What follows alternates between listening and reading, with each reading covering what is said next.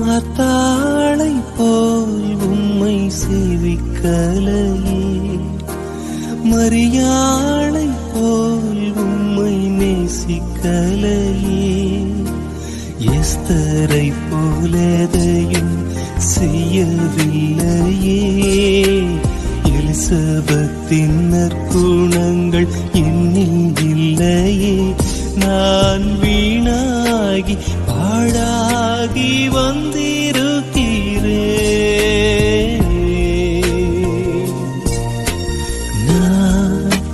நானாகவே வந்திருக்கிறேன்.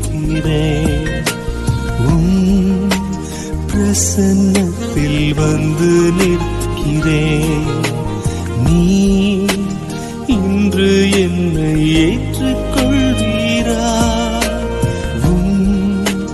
ராஜ்யத்தில் சேர்த்துக் கொள்வீரா?